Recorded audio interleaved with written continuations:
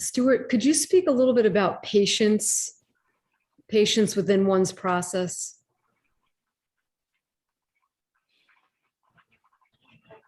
Well, without patience, it doesn't work.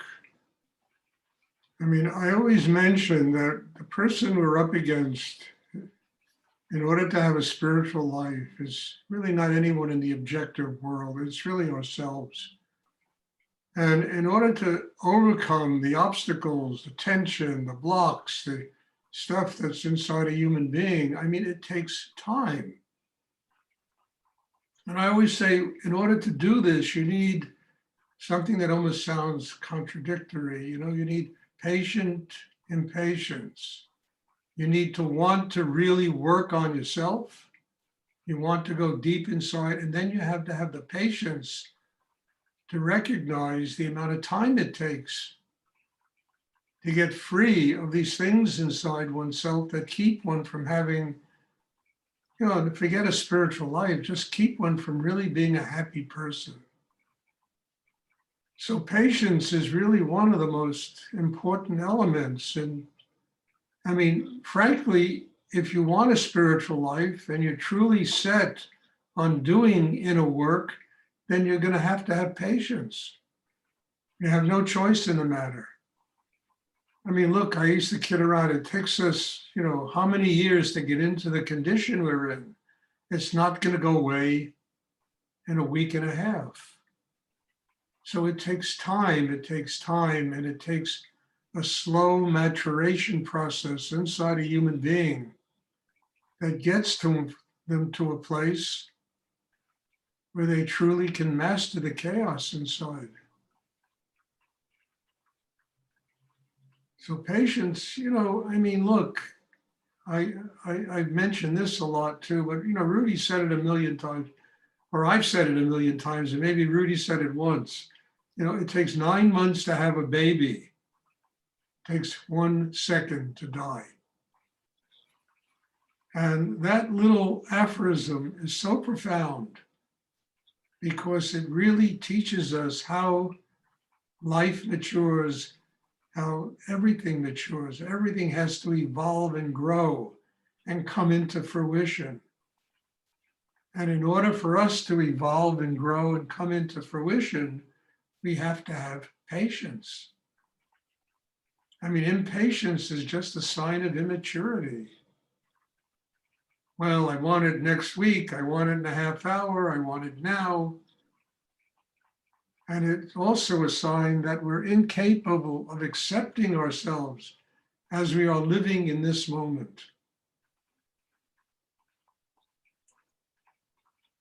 So it's really patient impatience. You want to grow, but then it takes time. And a combination of those two things really takes one very far inside themselves.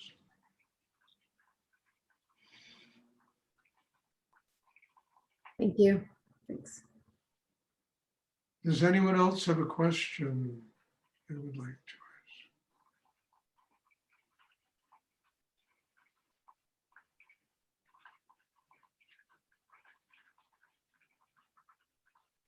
Stuart, can you talk about vibrancy? About who? Vibrancy.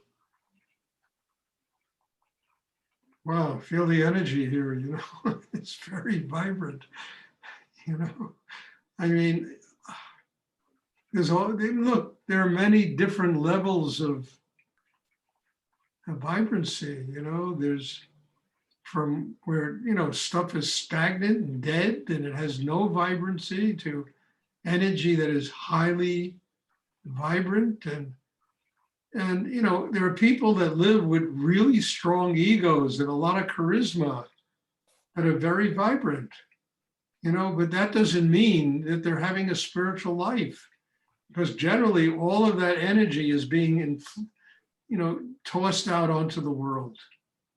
And it keeps them, they're draining themselves of the energy in order to, through charisma, through ego, to have some kind of place in the world.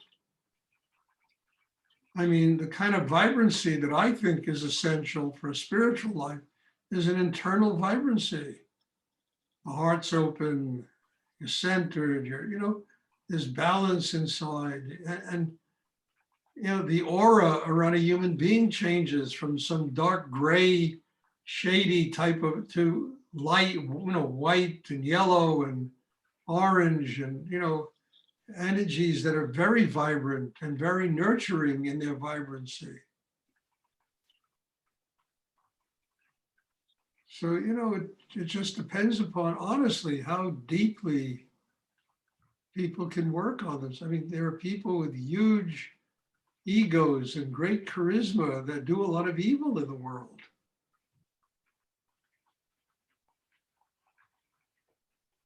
And people are attracted to that vibrancy of energy because that is truly what exists inside them.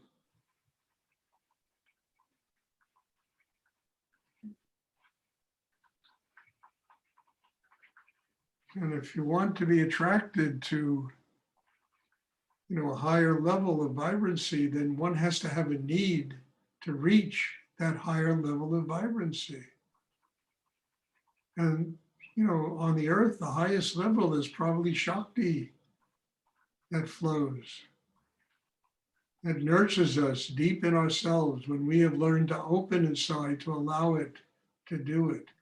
And then our energy becomes more vibrant. I mean, you can do in 1 minute what used to take, what would, could take years for somebody else to do.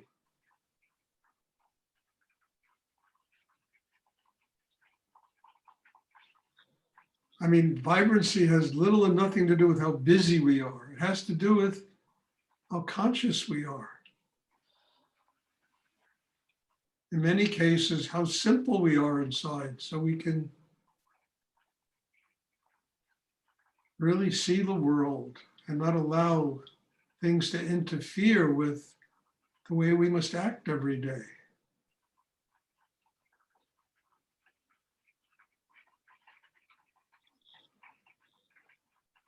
I mean, I have a really fun place in my heart for Zen painting, because, a great work of art by a Zen artist, master, is probably a manifestation of 20 years of deep inner work. And then they can just draw one line and it's a masterpiece. Well, how do they do that? How do they attain that level of vibrancy? Years of working inside themselves, growing, maturing, becoming masters of what they do.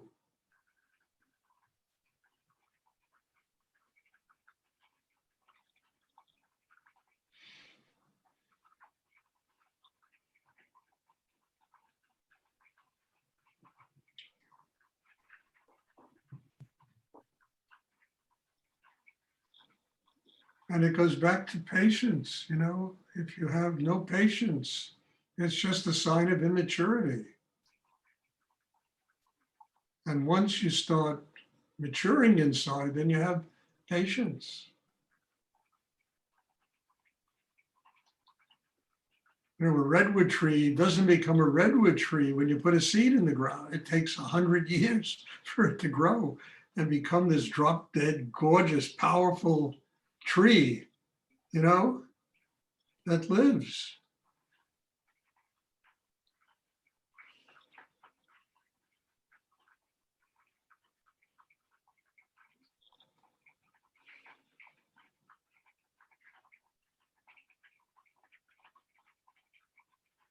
Does anyone else have a question they would like to ask?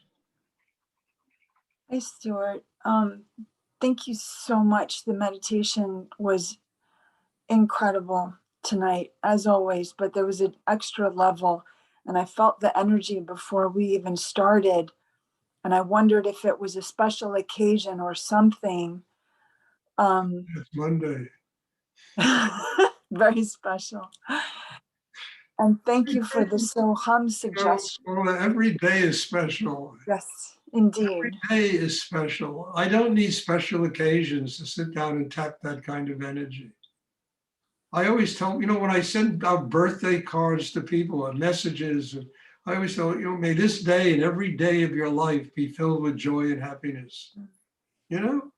Every day is a birthday. Every day is special. Agreed. Don't need, I don't need to win the lotto in order to sit and do here God's work here, to be grateful in my heart. And I wanted to thank you for suggesting the so hum, because as soon as I started saying it, it took over, and it was being said through me. And then just this fullness of well-being. And can you talk about that? Like when spirit breathes us, when spirits, and then I just felt like I was just, spirit was doing everything. And So hum is very simple. It's 2 syllables. I suspect it's Sanskrit. It's 2 syllables. And the meaning is very clear. When you inhale, I am, hum, and you exhale, that. And what it really is teaching is that every breath we take is a prayer. And that the breath we take sustains the world. It is life. So when we inhale, we take in life. I am. When we exhale, that I am one with everything. It has to create an amazing vibration inside of a human being, because one is really surrendering to life, to the very breath it's extraordinary how simple this is and how profound. absolutely. Try not to breathe for about 5 minutes and see what happens. And almost nobody in the world is conscious of the power of breath.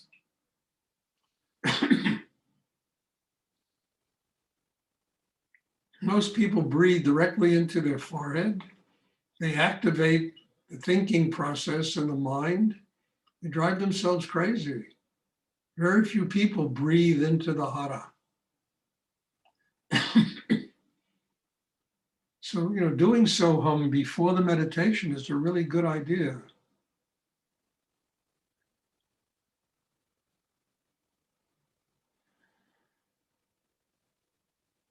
Thank you, Stuart.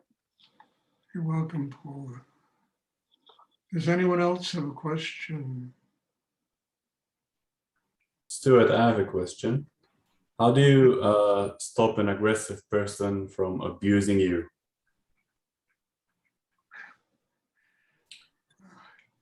Look, I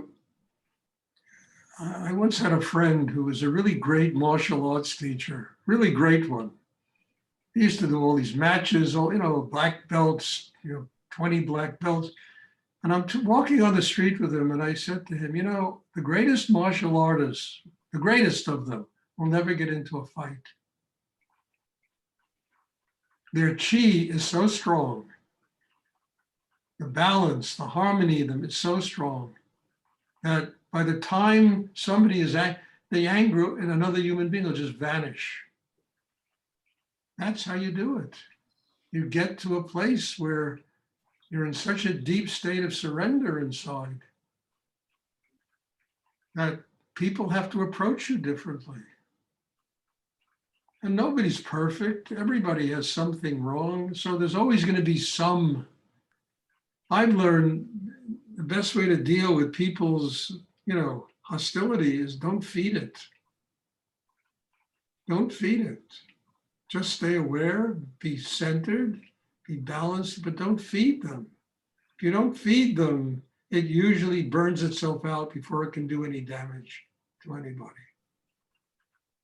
Now, this takes a big person. You have to really be highly developed inside, which is what we're trying to do here, to get that kind of development.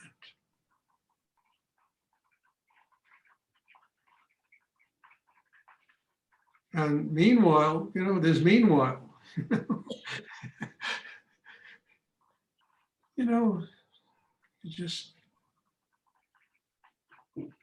Look, I've told this story a million times. I'll tell it once more, okay? Because it's really right to the point. I mean, years ago when Rudy bought Big Indian and wanted to build an ashram up there, you know, I remember that winter, I was going to school, I was running a business, I was, you know, teaching his meditation, you know, you know, and every time he was gone, I was teaching. And even when he was there was one night a week I was teaching. I mean, I was teaching hatha yoga to people. I mean, it was just nonstop, 18 hours a day, you know? And I went up to him, I said, Rudy, you think I can go up to Big Indian and maybe chill out for 2 or 3 days? And he said, Stuart, that's what it's for. Just go up there, you know? So I went up to Big Indian and I took a bus, stopped in the town. The town was like one store. Stopped and then I walked up this road to the ashram.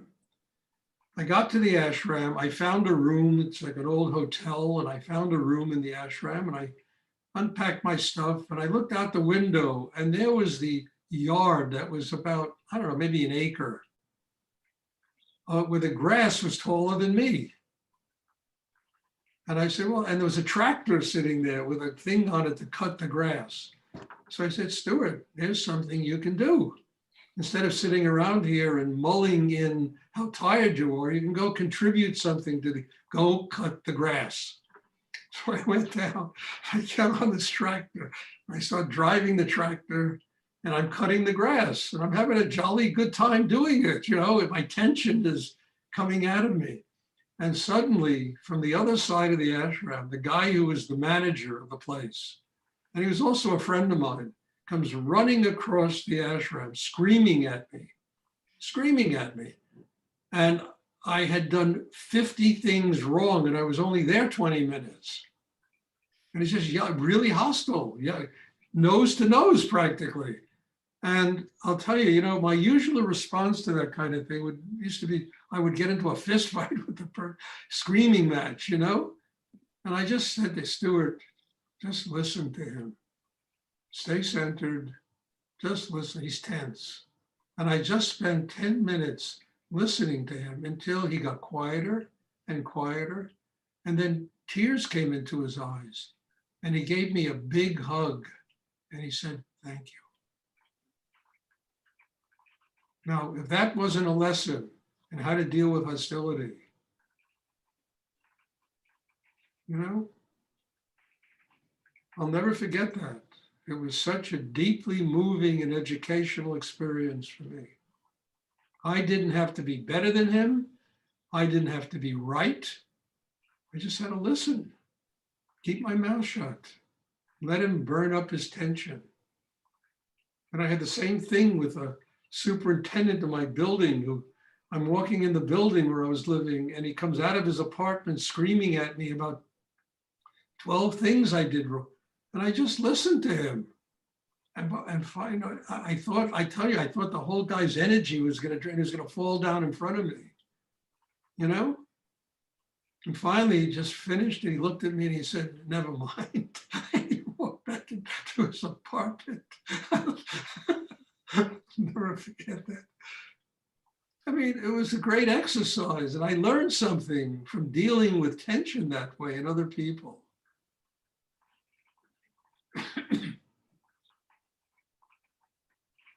I learned that I didn't have to be intimidated by somebody else's craziness.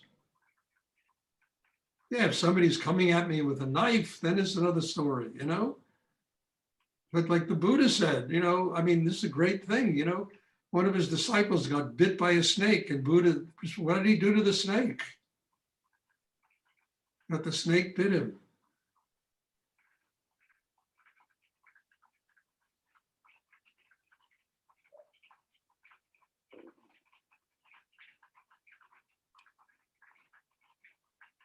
Does anyone else have a question they would like to ask? Thank you, So Stuart. plan on coming to me and screaming at me, you're not going to get much of an answer. You know, I'm not going to be there fighting with you, I promise. What if let's say your brother is abusing your parents? And If your, if your brother is abusing your parent, I'm just talking, I'm just generalizing. I mean, my brother is sometimes abusive towards my father and my mother, and they love him unconditionally. So they have to just to take it in and just be quiet. But it's just make my well, brothers and me uneasy. yeah, I mean, look, the person to have compassion for is your brother. You know, maybe take him out for dinner. Sit down, open to him in a way that you haven't before. I mean, people strike out that way because they need love. You know, there's a great book by Dostoevsky called Crime and Punishment. I'm sure many of you have read it, you know. And there's a character in there called Raskolnikov. And he winds up killing this old kind of woman who lives in an attic in some building. And Raskolnikov himself lived like a recluse, you know, like a hermit. And he was a brilliant student with a great mind who had no capacity to connect with the world. And when he went and killed this, it was the only way he could connect with the world. It was horrible. But it was his way of connecting. That act of violence was his way. And it completely transformed him as the rest of the book went on. He became a whole totally different person when the book was over. Usually when people do these kind of things, I mean, they're just starving to death inside. They need love. They need, you know, and it's not that we're capable of giving them that kind of love. You know, I mean, you know, like these kids go and shoot people in these schools. It's horrible. But I can't imagine the terror, the anger, the unhappiness inside these people. They're just reaching for attention, for love, for somebody to recognize them, you know? And I'm sure your brother is in the same condition. Well, why would he abuse his parents, you know? So maybe find a way to love him unconditionally. You know, do something that touches him, you know, makes him feel like he's a human being. Don't lecture him. That's the last thing to do because it doesn't work.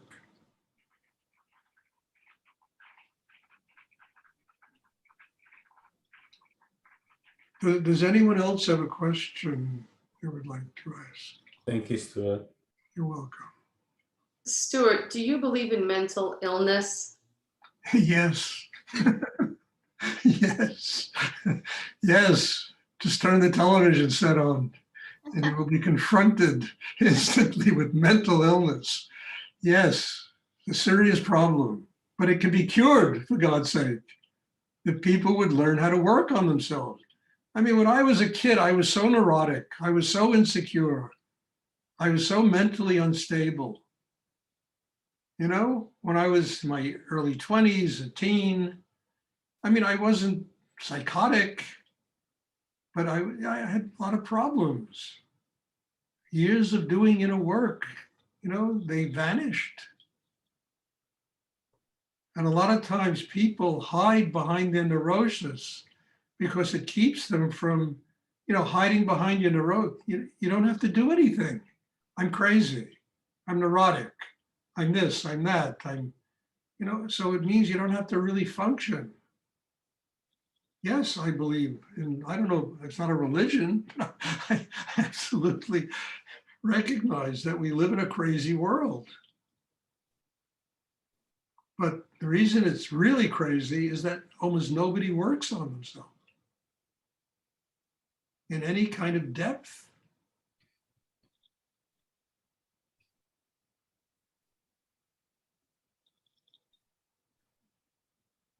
So mostly we have to accept this. This is what the world is. It's like the title of that book, A Madness Falling from the Sky. The whole world is just raining madness, you know? And mostly because people don't work on themselves. They don't go deep enough inside to transform the neurosis, the anxiety, the unhappiness into love, into balance, harmony, and it's all possible. But, you know, tell people about it. They think you're crazy, you know, if you tell them you can do this. I mean, I got to meditate. Well, you know what you got, you know, maybe something can help you.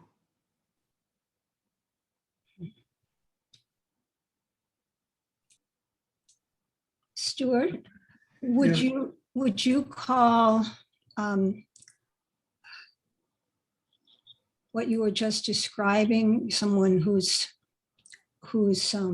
neurotic or does bad things, someone who is having a Black experience, that's not the word I want. Darn it. Claudia, what's the question? I'm trying to express. Well, Claudia, I'll tell you what, think about it overnight and ask me on Wednesday, okay? When you have the question I clear. forgot the word. I'm sorry. I'm Uh-huh. sorry. Don't want to cut you off, but you know, think about it. Don't think about it. Find it in yourself what the real question is, and then ask me, and I'll be happy to answer it. Okay. Thank you. Does anyone else have a question they would like to ask? I remembered the shadow aspect of the self. Well, so what about it? It's there. Everybody has it. So one can work with that because, right? One can work with it because that way. Claudia, what is the question? I wanted to know if you, all right, I give up. You know, I'm trying to understand something and I'm getting, all right, stop thinking about it, and I promise you, you'll begin to understand it. okay. Thank you. Oh, Does anyone else have a question they would like to ask? Okay. So I just have, before we end tonight, I have just two and you know, I'm trying to put together a retreat. I have 16 people that have tentatively signed up, you know, and if you're interested in going and attending, it's going to be, you know, I think the 18th, 19th of February, whatever that Saturday and Sunday are. No, I don't know. It's anyway, there's Rudy Samadhi, the 21st, and it's the 2 days afterward. The retreat it'll be a Saturday and a Sunday. If you're interested in attending, please let me know. And you know, there are complications, and mostly I have to monitor this COVID thing. It seems like it's getting worse and worse in this country now. And I don't want to expose people to catching that disease, you know, or spreading that disease. If you've got vaccinated, you can still spread the disease. So that's also a situation, but I still want to know how many people want to attend, and then I can make a decision of whether or not we'll do this. So if you're interested in attending, please let me know. You can email me, text me, however you want. And the second thing is I'm doing just about every day in-person classes. And people have been coming here from the West Coast, from Florida, and if you want to come, very welcome. Because, you know, these are every class is hands-on healing work and, you know, doing meditation. And it's really quite deep and quite wonderful. And people are invited. Again, I ask people to please get vaccinated. And if you have a problem with that, then I just don't want to even, I can't help you. If you have a problem with that, it's just something you have to work out in your own life. So those two things I wanted to bring up. And I also want to bring up, God bless you all and thank you. And in all sincerity, I think this is an amazing way to spend an hour and a half, for me, it's 7 days a week, 7 times a week. And I'm just very grateful to everybody that attends these classes and makes the kind of effort you make, asks the kind of questions you ask. And I hope you all are benefiting, because I know I certainly am. And I couldn't have more gratitude for, being here and being with all of you and doing this. So bless you all. And there'll be a class on Wednesday, and I'm looking forward to seeing everyone. Thank you. Night, Stuart. Thank you. Stuart. All right. Thank you. Good Brilliant. night. Thank you, Stuart. Good night.